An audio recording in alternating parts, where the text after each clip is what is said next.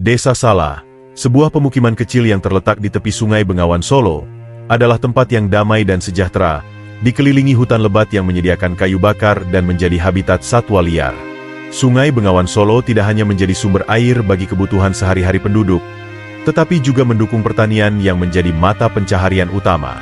Kehidupan di desa ini sangat bergantung pada ritme alam, dengan anak-anak bermain di sungai dan para petani bekerja di ladang. Desa Sala mencerminkan keseimbangan antara manusia dan alam, menjadikannya sebuah tempat yang harmonis dan penuh kedamaian.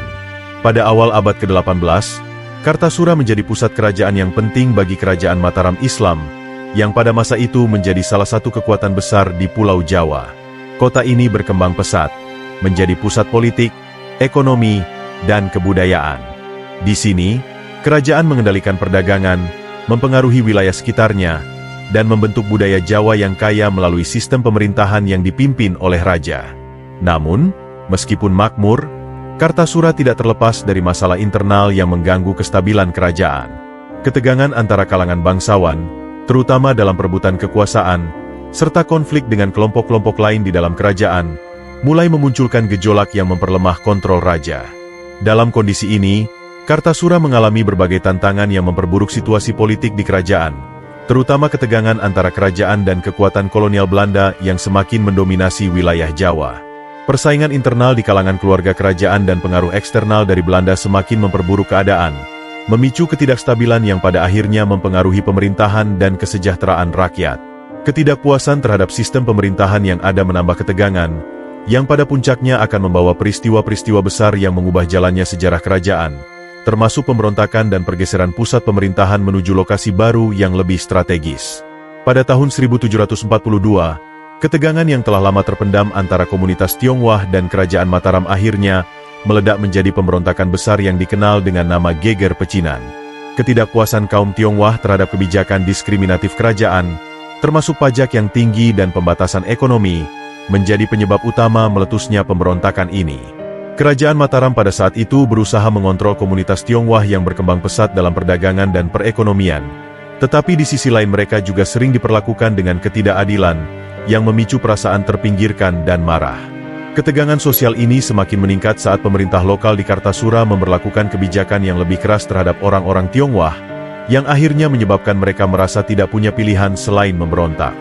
Pemberontakan ini tidak hanya terjadi di Kartasura, tetapi juga meluas ke wilayah-wilayah lain di Jawa, menciptakan kekacauan yang luar biasa.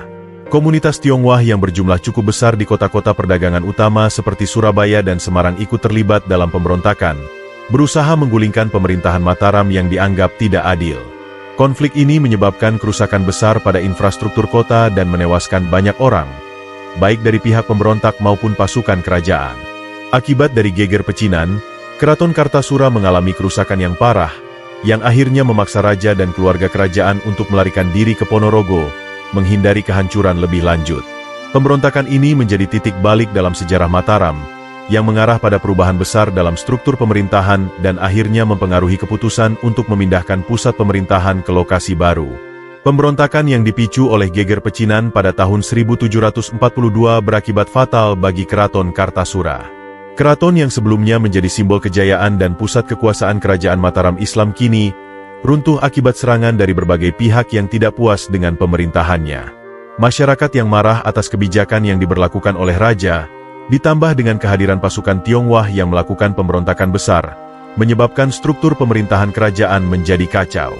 Keraton yang megah, yang menjadi pusat budaya dan politik kerajaan, hancur dalam kekacauan tersebut. Ini menandai berakhirnya masa kejayaan Kartasura sebagai pusat pemerintahan, yang kini tak lagi aman dan tak mampu memberikan perlindungan bagi penghuninya. Sunan Pakubuwono II, yang saat itu menjadi penguasa, terpaksa melarikan diri demi menyelamatkan nyawa dirinya dan keluarganya. Dengan membawa sejumlah pengikut setia, beliau meninggalkan Kartasura dan mengungsi ke Ponorogo, sebuah daerah yang lebih aman. Keputusan ini diambil setelah situasi di Kartasura semakin tak terkendali, dan keraton yang dahulu menjadi pusat segala keputusan politik dan budaya kini, hanya menyisakan puing-puing kehancuran. Kepergian raja dan keluarganya menandai berakhirnya era Kartasura sebagai pusat pemerintahan, yang akhirnya memaksa kerajaan Mataram untuk mencari tempat baru yang lebih aman untuk melanjutkan eksistensinya. Keputusan untuk memindahkan pusat pemerintahan menjadi langkah penting dalam menjaga keberlanjutan Kerajaan Mataram yang terancam oleh pemberontakan dan ketidakstabilan politik. Setelah situasi di Kartasura mulai mereda, Sunan Pakubuwono II menyadari bahwa kota tersebut tidak lagi memiliki stabilitas yang diperlukan untuk menjadi pusat pemerintahan. Keamanan yang terus terganggu oleh pemberontakan dan ketidakpuasan rakyat membuatnya sulit untuk mempertahankan Kartasura sebagai simbol kekuasaan kerajaan. Dalam kondisi yang tidak kondusif ini, beliau merasa bahwa pemindahan pusat pemerintahan menjadi suatu keharusan untuk menjaga kelangsungan kerajaan dan melindungi rakyat dari ancaman lebih lanjut. Keputusan untuk mencari lokasi baru bukanlah hal yang mudah, mengingat keraton yang telah dibangun dengan segala kemegahannya, namun keselamatan dan kestabilan kerajaan lebih penting. Pemilihan lokasi baru menjadi pertimbangan yang sangat serius. Selain faktor keamanan, Sunan Pakubuwono II juga mempertimbangkan kemudahan akses dan potensi ekonomi dari daerah yang dipilih. Salah satu alasan mengapa Desa Sala, yang terletak di tepi Sungai Bengawan Solo, dipilih adalah karena lokasinya yang strategis dan relatif aman dari ancaman luar. Sungai besar yang melintasi daerah tersebut juga memiliki peran penting dalam transportasi dan perdagangan, yang akan membantu menghidupkan ekonomi kerajaan yang sempat terpuruk. Selain itu, lokasi yang jauh dari kerusuhan dan konflik memberikan jaminan bahwa pemerintahan baru dapat berjalan dengan lebih tenang dan stabil. Keputusan ini membawa dampak besar bagi Kerajaan Mataram, mengarah pada pembangunan pusat pemerintahan yang baru dan lahirnya Surakarta sebagai kota yang akan memainkan peran penting dalam sejarah Jawa. Desa Sala dipilih sebagai lokasi baru untuk pusat pemerintahan karena letaknya yang sangat strategis di tepi Sungai Bengawan Solo, sebuah jalur utama transportasi yang menghubungkan berbagai wilayah di Jawa. Sungai ini tidak hanya menawarkan kemudahan akses bagi perdagangan, tetapi juga menjadi sumber kehidupan yang vital bagi masyarakat setempat, memberikan pasokan air yang melimpah untuk pertanian dan kebutuhan sehari-hari. Keberadaan sungai yang lebar dan dalam menjadikan Desa Sala sebagai titik yang ideal untuk memperlancar arus barang dan manusia, serta memudahkan pengawasan terhadap wilayah yang lebih luas. Akses yang mudah ke pelabuhan-pelabuhan besar di sepanjang sungai juga membuka peluang untuk meningkatkan perdagangan dan ekonomi kerajaan, yang pada waktu itu sangat penting untuk kelangsungan hidup kerajaan. Selain faktor geografis, Desa Sala juga menawarkan rasa aman yang lebih besar dibandingkan dengan Kartasura yang sudah dilanda kerusuhan. Jauh dari kerusuhan dan konflik yang terjadi sebelumnya, desa ini berada di kawasan yang lebih terpencil, namun tetap terhubung dengan jalur perdagangan utama. Dengan pemandangan yang indah dan alam yang subur, lokasi ini juga memberikan suasana yang lebih tenang untuk pemerintahan, yang sangat dibutuhkan setelah kerusuhan yang melanda kerajaan. Pemilihan desa ini menunjukkan kebijaksanaan Sunan Pakubuwono II dalam memilih tempat yang tidak hanya memiliki keuntungan strategis secara ekonomi, tetapi juga mampu memberikan stabilitas dan ketenangan dalam menjalankan roda pemerintahan kerajaan. Desa Sala, yang sebelumnya hanya sebuah desa kecil, kini menjadi titik awal bagi lahirnya kota baru yang akan dikenal sebagai Surakarta. Pada tahun 1745, dengan tekad untuk memulai babak baru dalam sejarah Kerajaan Mataram, pembangunan Keraton Surakarta dimulai di Desa Sala. Proses pembangunan ini melibatkan arsitek dan pekerja terampil yang dipilih dari berbagai wilayah untuk menciptakan sebuah kompleks istana yang tidak hanya berfungsi sebagai pusat pemerintahan, tetapi juga sebagai simbol kekuasaan dan kebudayaan kerajaan. Keraton ini dirancang dengan detail yang sangat teliti, menggabungkan elemen-elemen arsitektur tradisional Jawa yang kental dengan nilai-nilai spiritual dan filosofis yang ada dalam kebudayaan masyarakat Mataram. Tujuannya adalah untuk menciptakan sebuah tempat yang menggambarkan kejayaan kerajaan, serta memberikan perlindungan yang maksimal bagi raja dan keluarganya dari potensi ancaman luar. Pembangunan keraton ini bukan hanya melibatkan aspek fisik, tetapi juga memikirkan keberlanjutan fungsinya sebagai pusat budaya dan tradisi. Struktur keraton didesain dengan ruang-ruang yang mencerminkan hierarki sosial, di mana raja dan keluarga kerajaan tinggal di bagian yang paling terjaga, sementara pejabat dan pengikut berada di area yang lebih terbuka. Selain itu, keraton ini dilengkapi dengan bangunan-bangunan tambahan seperti alun-alun, masjid, dan tempat-tempat untuk upacara adat yang menjadi bagian integral dari kehidupan masyarakat Jawa pada waktu itu. Pembangunan yang membutuhkan waktu dan sumber daya yang tidak sedikit ini akhirnya menghasilkan sebuah keraton yang megah dan kokoh, yang menjadi pusat pemerintahan yang baru, menggantikan posisi Kartasura yang hancur akibat kerusuhan. Keberhasilan pembangunan Keraton Surakarta menandai dimulainya era baru dalam sejarah Kerajaan Mataram dan sekaligus lahirnya kota yang kini dikenal dengan nama Surakarta.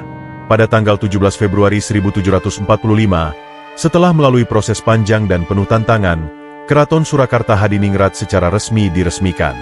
Dengan berdirinya keraton ini, Desa Sala yang sebelumnya hanya sebuah desa kecil, kini bertransformasi menjadi sebuah kota besar yang menjadi pusat pemerintahan baru bagi Kerajaan Mataram.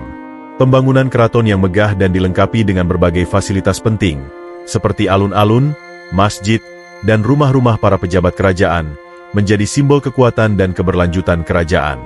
Seiring dengan peresmian keraton, desa ini mulai berkembang pesat, menarik banyak orang dari berbagai wilayah untuk menetap, berdagang, dan bekerja di sekitar pusat pemerintahan.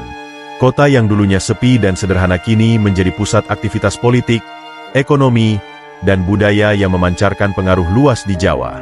Hari peresmian Surakarta menandai dimulainya era baru bagi Kerajaan Mataram. Dengan memindahkan pusat pemerintahan dari Kartasura yang telah hancur, Sunan Pakubuwono II berhasil memberikan sebuah titik baru bagi kerajaan yang sebelumnya terpuruk akibat pemberontakan. Surakarta, yang kini menjadi ibu kota baru kerajaan, tidak hanya berfungsi sebagai tempat tinggal raja dan keluarga kerajaan, tetapi juga sebagai tempat berkembangnya seni, budaya, dan tradisi yang kaya. Kota ini menjadi saksi bagi banyak peristiwa penting dalam sejarah Jawa, dengan keraton sebagai pusat dari kehidupan politik dan budaya yang sangat berpengaruh di masa itu. Dengan status barunya sebagai kota besar, Surakarta menjadi simbol kebangkitan dan kelanjutan kerajaan yang menghadapi tantangan besar namun berhasil bertahan dan berkembang pesat.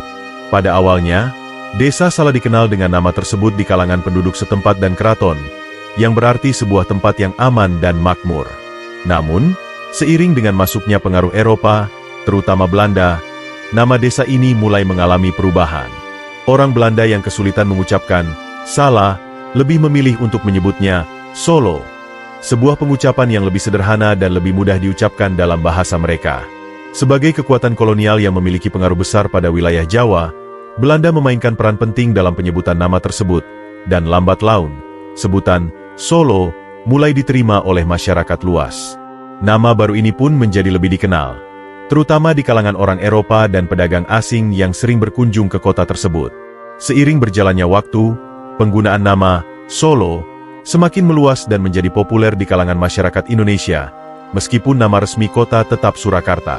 Transformasi nama ini mencerminkan perubahan dalam hubungan antara Surakarta dengan dunia luar, di mana interaksi dengan kekuatan kolonial mulai mempengaruhi aspek-aspek budaya dan administratif. Masyarakat Jawa pun mulai mengadopsi nama Solo dalam percakapan sehari-hari, yang membuatnya lebih akrab dan mudah diingat. Meskipun demikian, identitas kota sebagai Surakarta tetap terjaga, dan kedua nama tersebut, Solo dan Surakarta, kini digunakan secara bergantian untuk merujuk pada kota yang sama. Nama Solo pun akhirnya menjadi simbol modernitas kota ini, sementara Surakarta tetap menggambarkan akar sejarah dan budaya yang kaya. Keraton Surakarta, yang dibangun sebagai pusat pemerintahan baru, segera berkembang menjadi simbol kekuasaan politik yang penting bagi Kerajaan Mataram. Sebagai tempat tinggal raja dan keluarga kerajaan, keraton tidak hanya berfungsi sebagai pusat administratif, tetapi juga sebagai representasi dari otoritas dan tradisi Jawa yang kuat. Setiap aspek desain dan fungsi keraton mencerminkan nilai-nilai budaya yang dihormati oleh masyarakat Mataram, mulai dari arsitektur yang megah hingga upacara adat yang diadakan di dalamnya.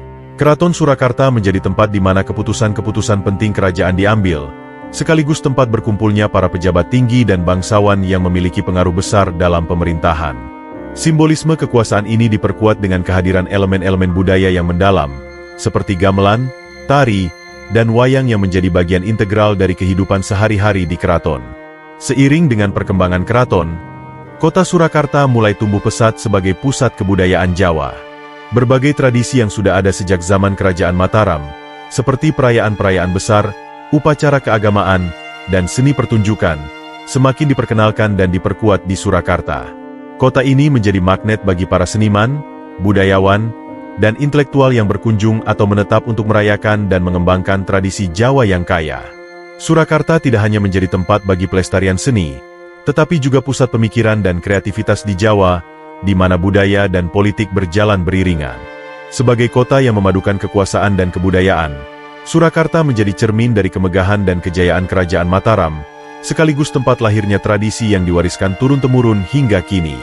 Meski Keraton Surakarta berhasil dibangun kembali sebagai pusat kekuasaan setelah peristiwa Geger Pecinan, Kerajaan Mataram terus menghadapi masalah besar, terutama terkait dengan konflik internal di kalangan keluarga kerajaan. Persaingan antar pewaris tahta seringkali menciptakan ketegangan yang mengguncang kestabilan pemerintahan. Ketegangan ini diperburuk oleh pengaruh eksternal yang semakin kuat, khususnya dari Belanda, yang mulai mendapatkan kekuasaan yang lebih besar di Jawa. Belanda, yang sebelumnya telah memanfaatkan kesempatan untuk menguasai wilayah Mataram melalui berbagai perjanjian, terus menambah pengaruhnya dengan cara mengintervensi urusan politik dalam negeri, yang menambah perpecahan di dalam keluarga kerajaan. Akibatnya, kerajaan yang semula besar dan kuat kini dilanda disintegrasi politik yang mengancam kelangsungan pemerintahannya. Ketidakstabilan ini memengaruhi bukan hanya struktur pemerintahan, tetapi juga ekonomi dan kehidupan sosial masyarakat Surakarta.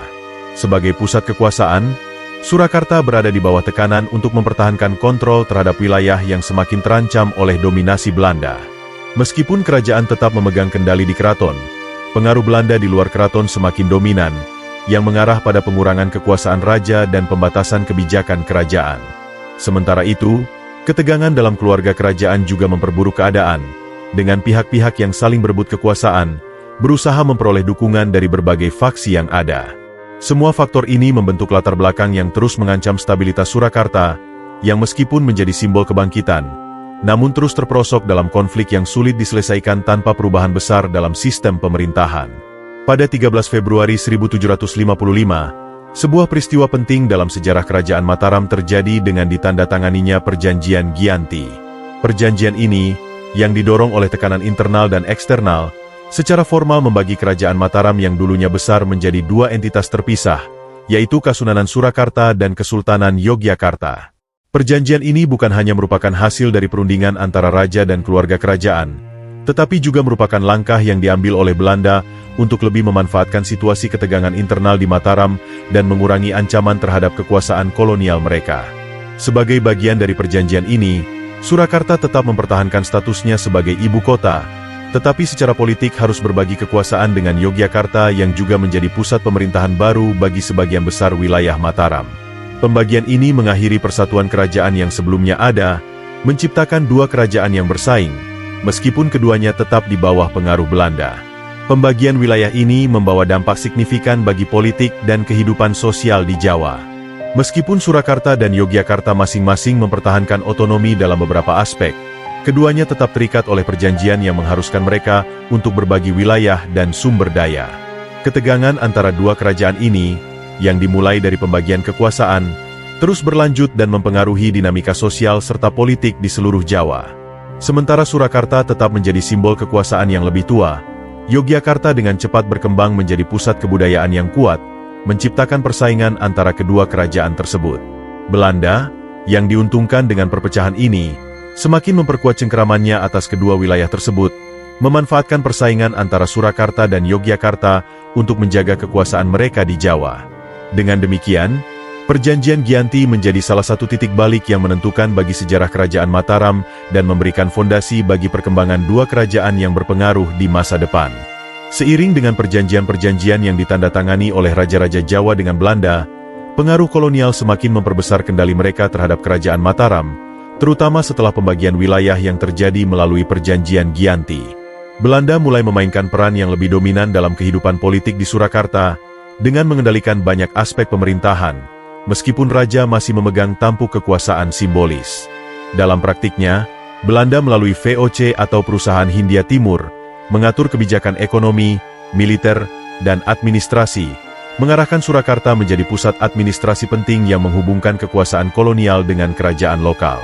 Keberadaan pasukan Belanda yang ditempatkan di wilayah kerajaan, serta penetapan pejabat-pejabat yang loyal kepada Belanda, semakin mengikis kedaulatan Surakarta, menjadikannya lebih sebagai sebuah wilayah yang dikelola untuk kepentingan kolonial.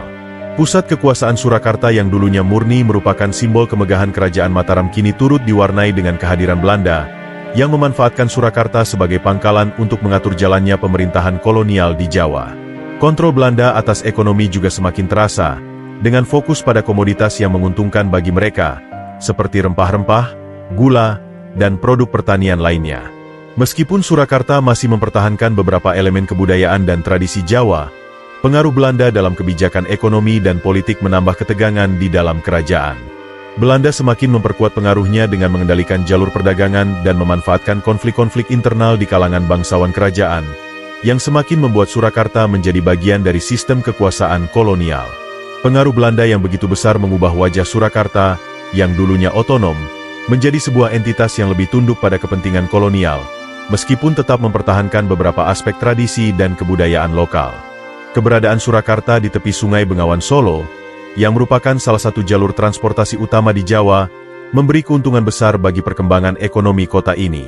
Lokasi yang strategis memudahkan aliran barang dan jasa dari berbagai wilayah ke Surakarta, menjadikannya sebagai pusat perdagangan yang ramai. Aktivitas perdagangan ini tidak hanya melibatkan produk lokal, tetapi juga menghubungkan Surakarta dengan pelabuhan-pelabuhan besar di Jawa dan luar negeri, seperti Semarang dan Surabaya, yang memperluas jaringan ekonomi kota. Beras, gula, dan kain batik menjadi komoditas utama yang diperdagangkan, di mana para pedagang dari berbagai daerah datang untuk membeli dan menjual barang. Surakarta juga mulai dikenal sebagai pusat pengolahan hasil bumi, di mana industri kerajinan batik berkembang pesat, menghasilkan karya seni yang dihargai tinggi baik di dalam maupun luar negeri.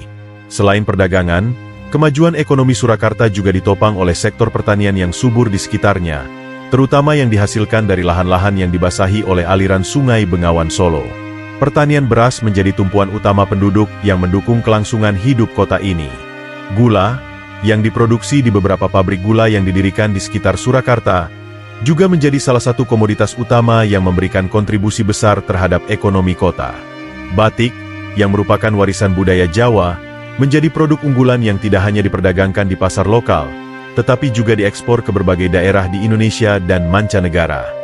Hal ini memperkenalkan Surakarta sebagai kota yang tidak hanya kaya akan tradisi, tetapi juga menjadi pusat ekonomi yang menggerakkan roda perekonomian Jawa. Dengan kemajuan ini, Surakarta tumbuh menjadi kota yang pesat berkembang dan menjadi bagian penting dari ekonomi kolonial serta perkembangan industri di Indonesia pada masa itu. Solo, atau Surakarta, telah lama dikenal sebagai pusat seni dan budaya Jawa yang kaya dan beragam. Di bawah naungan Keraton Surakarta, berbagai bentuk seni tradisional berkembang pesat, termasuk gamelan, wayang kulit, dan tari-tarian klasik. Keraton tidak hanya berfungsi sebagai tempat pemerintahan, tetapi juga sebagai pusat pelestarian dan pengembangan seni budaya Jawa. Para seniman, pengrajin, dan budayawan yang datang ke kota ini dari berbagai penjuru Jawa, berkontribusi dalam mengembangkan seni yang menjadi ciri khas Surakarta. Gamelan, dengan irama yang memukau dan alat musik yang khas, menjadi bagian integral dari upacara adat kerajaan dan pertunjukan seni lainnya. Wayang kulit, yang memiliki kedalaman filosofis dan kultural, juga sering dipentaskan di keraton, sebagai sarana untuk mengajarkan nilai-nilai moral dan sejarah kepada masyarakat.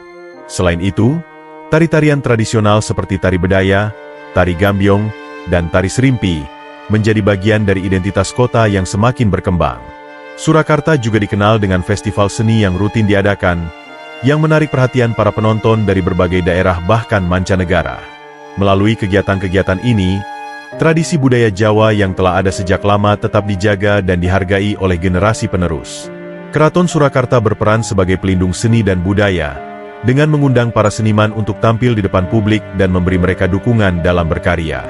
Oleh karena itu, Surakarta tidak hanya menjadi pusat politik, tetapi juga menjadi simbol kebudayaan Jawa yang tidak hanya dipertahankan, tetapi juga terus berkembang dan diperkenalkan ke dunia luar. Keberadaan keraton sebagai pengayom seni tradisional ini menjadikan Solo sebagai salah satu kota budaya yang tak terpisahkan dari sejarah dan warisan budaya Indonesia. Meskipun Surakarta berada di bawah pengaruh kuat Belanda setelah perjanjian-perjanjian yang menguntungkan kolonial, semangat perlawanan terhadap penjajahan tetap menyala di kalangan masyarakat Solo. Banyak tokoh lokal, baik dari kalangan bangsawan maupun rakyat biasa, yang menentang dominasi Belanda dan berjuang untuk mempertahankan kedaulatan politik dan budaya mereka. Salah satu bentuk perlawanan yang paling nyata adalah gerakan-gerakan yang dipimpin oleh tokoh-tokoh seperti Pangeran Diponegoro dan perlawanan lainnya yang berlangsung pada abad ke-19. Meskipun mereka harus menghadapi pasukan Belanda yang lebih besar dan lebih terorganisir, semangat nasionalisme dan keinginan untuk menjaga identitas budaya tetap menjadi pendorong utama bagi perjuangan mereka. Dalam setiap perlawanan tersebut, masyarakat Solo tidak hanya berjuang untuk kebebasan politik, tetapi juga untuk melestarikan tradisi dan budaya Jawa yang semakin terancam oleh kebijakan-kebijakan kolonial yang menekan kebebasan berkreasi. Di luar peperangan fisik, Perlawanan terhadap kolonialisme juga dilakukan dalam bentuk lebih halus, yaitu dengan menjaga dan mengembangkan kebudayaan Jawa yang kaya. Masyarakat Solo, dengan dukungan dari keraton, terus memelihara seni, tradisi, dan bahasa yang telah ada sejak zaman Mataram. Gamelan, wayang kulit, serta tari-tarian tradisional, meskipun berada di bawah pengaruh Belanda, tetap dipertunjukkan sebagai simbol perlawanan terhadap penindasan dan pembatasan budaya. Selain itu, banyak pula gerakan intelektual yang muncul, yang bertujuan untuk mengedukasi masyarakat tentang pentingnya menjaga identitas nasional dan kebudayaan Jawa. Meskipun banyak aspek kehidupan sosial, politik, dan ekonomi berada di bawah kontrol kolonial, semangat untuk mempertahankan jati diri bangsa tidak pernah padam di kalangan masyarakat Solo. Hal ini menjadikan Solo sebagai salah satu titik penting dalam sejarah perjuangan melawan kolonialisme di Indonesia, di mana budaya dan identitas bangsa dipertahankan meski dihadapkan dengan tantangan besar. Setelah Indonesia merdeka pada tahun 1945, Surakarta, yang dikenal sebagai Solo, tetap mempertahankan posisinya sebagai salah satu kota penting dalam sejarah dan budaya Jawa. Meskipun negara baru ini sedang berjuang untuk membangun identitas dan struktur pemerintahan yang kuat, Solo terus memainkan peran kunci dalam mempertahankan tradisi dan kebudayaan yang sudah ada sejak zaman Kerajaan Mataram. Kota ini tidak hanya menjadi saksi sejarah perjuangan kemerdekaan, tetapi juga tempat yang menyimpan nilai-nilai budaya yang tetap relevan bagi masyarakat Indonesia yang baru merdeka. Keraton Surakarta, meskipun bukan lagi pusat kekuasaan politik seperti pada masa kerajaan, tetap menjadi simbol penting dalam melestarikan warisan budaya Jawa. Sebagai bagian dari Republik Indonesia, Solo menjadi tempat di mana berbagai peristiwa sejarah bangsa dirayakan dan dihormati, dari peringatan hari-hari besar kemerdekaan hingga acara budaya yang terus diselenggarakan. Di sisi lain, meskipun perjuangan untuk kemerdekaan telah usai, tantangan baru muncul dalam bentuk modernisasi dan globalisasi. Surakarta, seperti banyak kota lainnya di Indonesia, menghadapi kebutuhan untuk menyesuaikan diri dengan perubahan zaman tanpa kehilangan jati diri budaya yang telah lama menjadi kebanggaan masyarakat. Masyarakat Solo, yang dikenal akan ketahanan budaya dan tradisinya, berusaha menjaga nilai-nilai lokal sambil menghadapi tantangan perkembangan ekonomi dan sosial yang lebih luas. Pendidikan, seni, dan kebudayaan terus berkembang pesat di Solo, dengan didirikannya berbagai lembaga seni dan budaya yang mendukung pelestarian seni tradisional sekaligus merangkul aspek modern dari kehidupan sosial. Sebagai kota yang menjadi pusat kebudayaan Jawa, Solo berhasil menjaga keseimbangan antara mempertahankan tradisi dan menyambut perkembangan zaman, menjadikannya sebagai contoh bagaimana suatu kota dapat bertahan sebagai pusat budaya meskipun dalam menghadapi tantangan kemajuan. Seiring berjalannya waktu, Solo berhasil menyesuaikan diri dengan dinamika modernisasi yang terjadi di Indonesia, terutama sejak akhir abad ke-20. Meskipun kota ini tetap mempertahankan identitas budaya yang kuat, perkembangan infrastruktur dan fasilitas umum semakin pesat. Pembangunan jalan raya, jembatan, dan sistem transportasi yang lebih efisien mempercepat mobilitas penduduk dan barang, menjadikan Solo lebih terhubung dengan kota-kota besar lainnya di Jawa. Selain itu, fasilitas umum seperti pusat perbelanjaan, hotel, dan kawasan bisnis mulai tumbuh, menggantikan kawasan yang dulunya lebih tradisional. Namun, meskipun ada kemajuan besar dalam sektor-sektor ini, pemerintah kota dan masyarakat tetap menjaga warisan budaya yang ada, seperti keraton, pasar tradisional, dan festival seni yang terus dilaksanakan. Oleh karena itu, meskipun modernisasi sangat terasa di Solo, nilai-nilai tradisional tetap dipertahankan sebagai bagian integral dari kehidupan sehari-hari. Di sisi lain, transformasi Solo menjadi kota modern juga terlihat dalam sektor pendidikan, dengan berdirinya berbagai universitas dan institusi pendidikan tinggi yang mendukung pengembangan sumber daya manusia. Pusat-pusat pelatihan seni, seperti sekolah seni dan sanggar budaya, berkembang untuk memastikan bahwa generasi muda tetap terhubung dengan seni tradisional, seperti batik, gamelan, dan tari. Selain itu, sektor pariwisata juga mulai berkembang pesat, dengan Solo menjadi tujuan wisata budaya yang menarik bagi wisatawan domestik dan mancanegara. Acara-acara budaya besar, seperti Solo Batik Carnival dan Festival Wayang, menjadi daya tarik utama yang tidak hanya melestarikan seni dan budaya Jawa, tetapi juga membantu perekonomian kota melalui sektor pariwisata. Dengan demikian, Solo berhasil menyelaraskan kemajuan dan modernitas dengan pelestarian tradisi, menjadikannya contoh sukses bagaimana kota dapat berkembang di tengah perubahan zaman tanpa kehilangan akar budayanya. Meskipun nama resmi kota ini adalah Surakarta, masyarakat Indonesia dan luar negeri lebih cenderung menggunakan nama Solo karena alasan kemudahan dalam pengucapan dan daya tarik yang lebih akrab. Nama, Solo, lebih singkat dan mudah diingat, sementara Surakarta, yang lebih formal terkadang dirasa terlalu panjang dan kurang praktis untuk digunakan dalam percakapan sehari-hari. Penggunaan nama, Solo, juga sudah menjadi kebiasaan yang mendarah daging di kalangan penduduk setempat dan orang luar, baik dalam konteks sosial, budaya, maupun ekonomi. Bahkan, Solo dikenal dengan nama tersebut dalam berbagai referensi internasional, seperti dalam dunia pariwisata, seni, dan kebudayaan.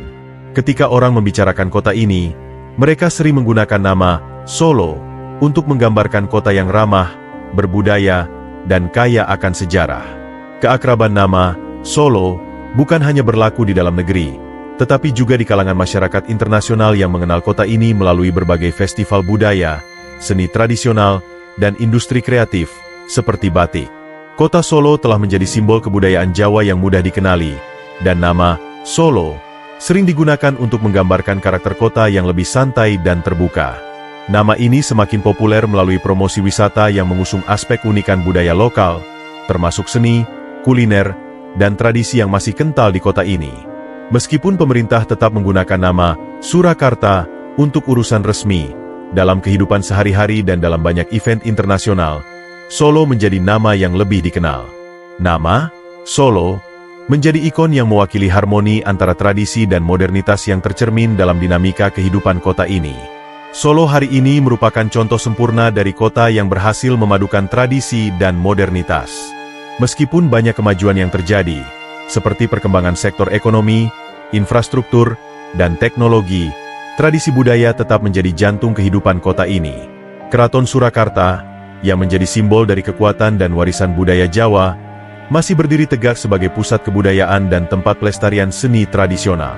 Setiap tahun, berbagai perayaan budaya yang melibatkan masyarakat, seperti Grebek Sudiro, Festival Batik Solo, dan Keraton Festival, terus diadakan untuk merayakan tradisi dan menghubungkan generasi muda dengan akar budaya mereka. Kehidupan masyarakat Solo yang dinamis tercermin dalam cara mereka merayakan hari besar keagamaan, upacara adat, dan seni pertunjukan seperti wayang kulit dan tari tradisional yang tidak hanya dipertontonkan di keraton, tetapi juga menjadi bagian dari kehidupan sehari-hari. Di sisi lain, Solo juga berkembang pesat dalam sektor ekonomi dan industri, dengan banyak pusat perbelanjaan, restoran, dan kafe yang menjamur di berbagai sudut kota. Infrastruktur yang semakin modern, seperti pembangunan pusat bisnis, hotel berbintang, dan sistem transportasi yang lebih baik, memberikan kenyamanan bagi penduduk dan pengunjung kota. Kota ini juga dikenal sebagai pusat pendidikan, dengan berbagai universitas dan sekolah tinggi yang menghasilkan sumber daya manusia yang siap menghadapi tantangan global. Selain itu, sektor pariwisata Solo semakin berkembang, dengan keindahan alam dan sejarah kota yang mengundang banyak wisatawan untuk datang. Meski begitu, Solo tetap mempertahankan ciri khasnya sebagai kota yang ramah, nyaman, dan kaya akan budaya, menjadikannya tempat yang unik di mana tradisi dan kemajuan berjalan beriringan.